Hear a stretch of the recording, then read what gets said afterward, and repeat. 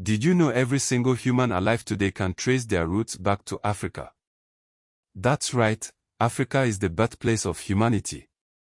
Our story begins over 4 million years ago, when early hominids walked the plains of East Africa. Fossils like Mrs. Please and the Tongue Child tell us this incredible tale. Fast forward to around 200,000 years ago, and anatomically modern humans appeared in the same region. Imagine that, billions of people all descended from a small group in Africa. This continent is not just the cradle of humanity, it's the cradle of civilization itself. Around 1000 BC, the Bantu expansion began, spreading people, languages, and cultures across sub-Saharan Africa. This movement laid the foundation for many of the great African kingdoms we know today. Speaking of kingdoms, let's travel to ancient Egypt, one of the world's first great civilizations. The Nile River was the lifeblood of Egypt, and the pharaohs built incredible pyramids that still stand today. Did you know Egypt wasn't the only powerhouse in ancient Africa? Just south of Egypt was the Kingdom of Kush, which even conquered Egypt around 750 BC. Further west, Carthage, a powerful city-state in modern-day Tunisia, became a major rival to Rome. Fast forward to the medieval period, and we meet the Mali Empire, which dominated West Africa from 1230 to 1670. The empire's most famous ruler, Mansa Musa, was possibly the richest person in history. In 1324, he traveled to Cairo and Mecca, giving away so much gold that he devalued Egypt's currency for over a decade. Another incredible empire was the Songhai Empire, which rose to power around 1460 and controlled the Niger River trade.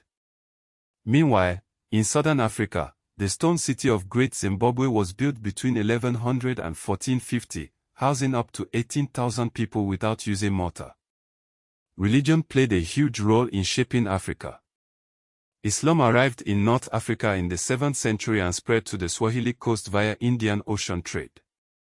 Christianity arrived in Egypt in the 1st century, and African theologians like St. Augustine of Hippo had a major impact on early Christian thought. But Africa's history is not all about empires and religion. The continent has also faced dark periods, like the Arab and transatlantic slave trades, which removed millions of Africans from their homes. Then came the scramble for Africa, where European powers partitioned the continent without African input during the Berlin Conference of 1884. By 1914, 90% of Africa was under European control. But Africa's story is also one of resistance and independence. Leaders like Queen Zinga fought against Portuguese colonizers, and Ethiopia famously defeated Italy at the Battle of Adwa. The 20th century saw a wave of independence movements, with Libya becoming the first independent African nation in 1951. The Year of Africa, 1960, saw 17 nations gain independence, and the Organization of African Unity was founded in 1963 to promote unity and cooperation. Today, Africa is a vibrant continent with 54 nations, over 1,000 languages, and a rich cultural heritage. From the Sahara Desert to the Congo rainforest, Africa's landscapes are as diverse as its people. The African Union, founded in 2002, continues to work towards a brighter future for the continent. So, next time you think about Africa, remember it's not just a continent, it's the cradle of civilization, the birthplace of humanity, and a land of incredible stories waiting to be told.